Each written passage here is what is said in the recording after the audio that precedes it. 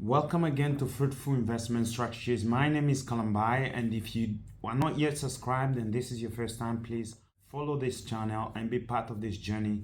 On this channel, we talk about money, we talk about sustainability, we talk about development, we talk about assets, we talk about what can really help you financially to be independent and to grow potentially.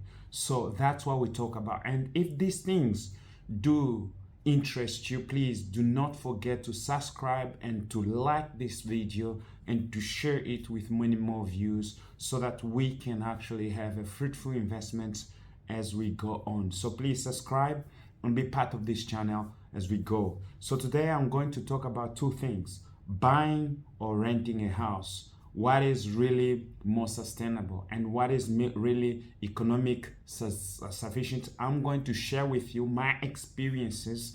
I'm going to share with you what I do, and as many of you know, I'm not talking about things that I do not know. I'm talking about things I am experiencing from day to day. So this is my economic and how I've been a home buyer for a homeowner for many years, and I've been in the real estate business for quite a long time, and this is my experience that I'm going to share with you when it comes to buying or renting. What is best? So let's just go directly into this.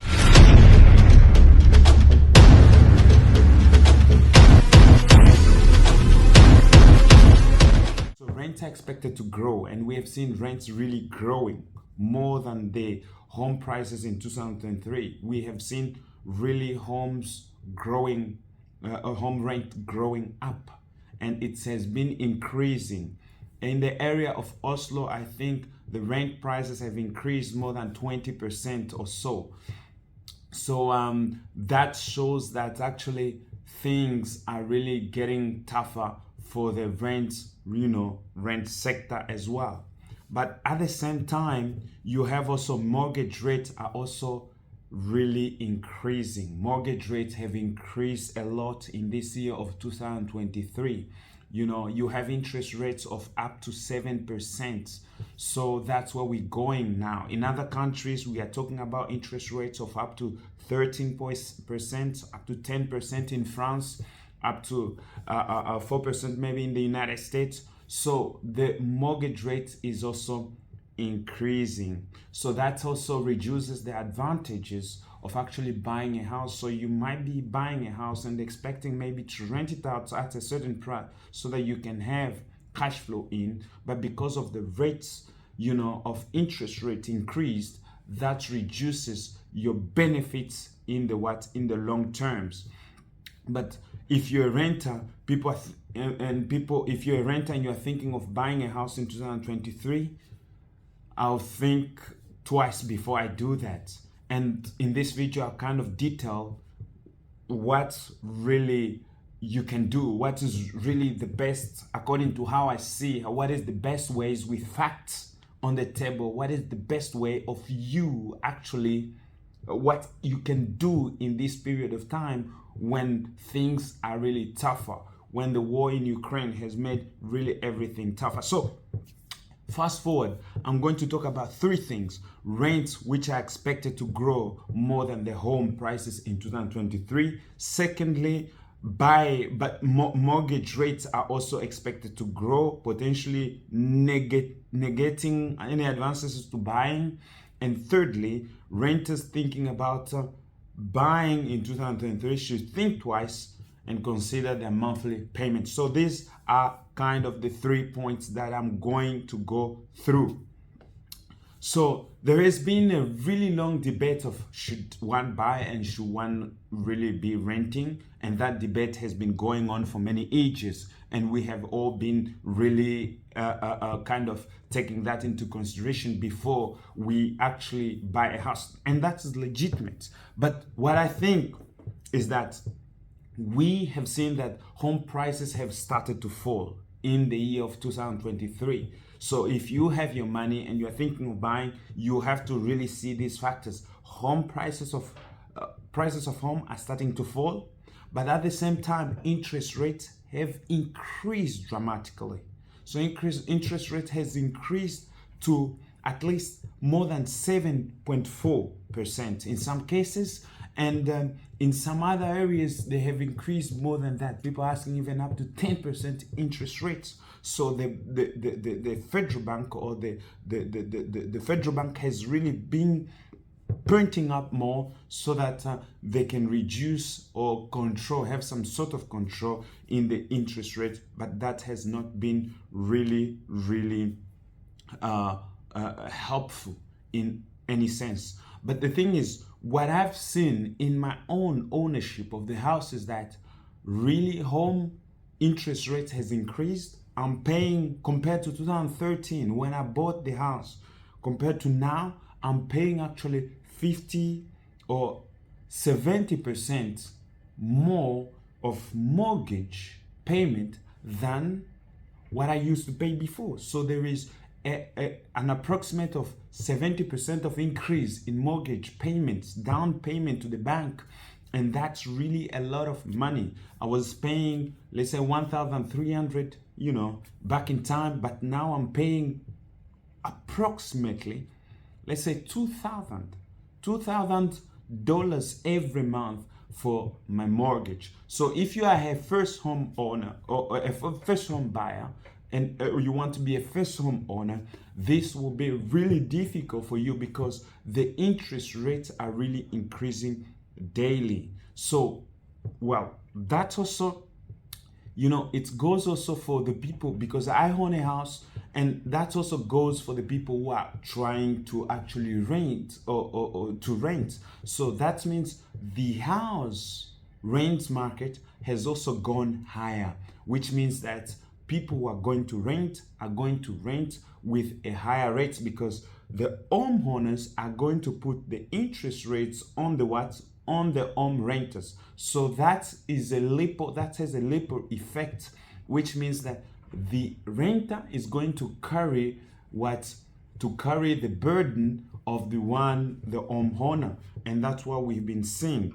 We have nationwide interest rates increase of up to 7.4%, but we have also median prices growth, which is up to 5.4%, according to some other places.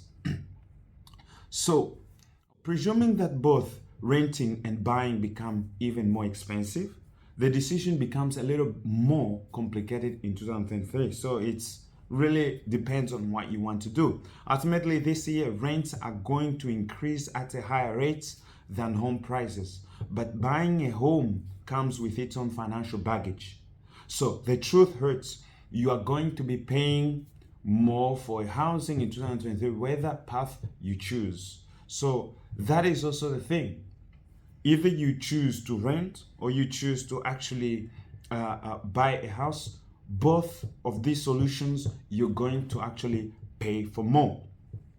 So you have increase in monthly, monthly rents for the renters, and you have also mortgages going up, interest rates going up, which actually is actually hindering many people from actually buying houses or owning a home. Because of the faster rent growth and the faster interest rates which are coming. However, it all depends on you. How much you want actually to spend, how much you have to spend in your pockets. And if you want to save, actually the best way in this period of time, the best way to go about it is actually renting. That is my suggestion. Anyway, it's renting. You rent because the interest rates, no matter how they increase, they have really little impact on you for the moment, because the homeowner cannot change the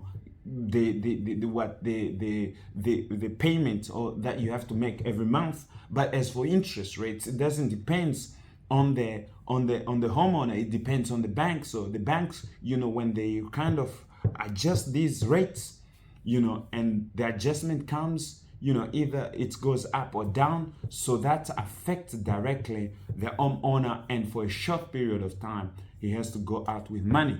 So if you're a first-home buyer, really buying a house will not be something I will advise. I will advise for you to wait a little bit until the market is cooler, because now the houses are going lower but the interest rate is going higher, which means the mortgage is going to be much more for you, which means you have to have a high monthly payment. So if you do not have really a good salary, a good high earning salary, I would really advise for you to really wait until the market has cooled. What are the pros and cons? Rental rate did grow faster than home prices did over the last year.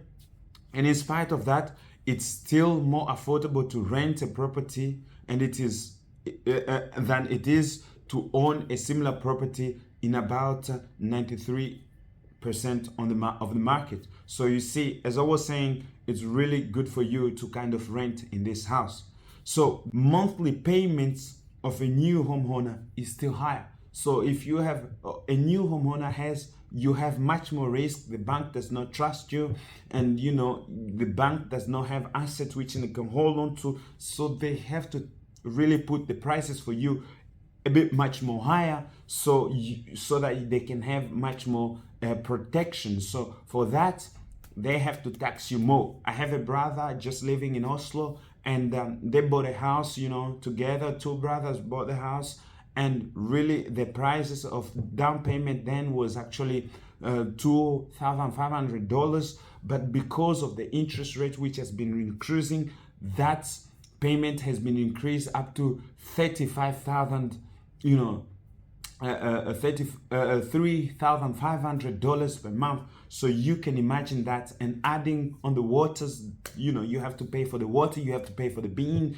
you have to pay for the reparations of the house. All that costs come on the home ownership. So there is much more advantage for you to kind of rent than to own, because of those costs comes on you. So this is one thing you have to consider. So renting is a good way to meet a short-term needs. Yes, you can say that, but owning a home is the best route to long-term stability. Yes, I agree with that. That is true, but you have also to consider what time to hop into the markets in order to own a house. This is the best time to actually wait, because the interest rate is really high. So it's not the best way. It's not the best time to own. It's the best time to actually rent. So if you like this video, please subscribe and be part of this channel. Follow us as we continue sharing good stories. So remember to really subscribe and to like and to share.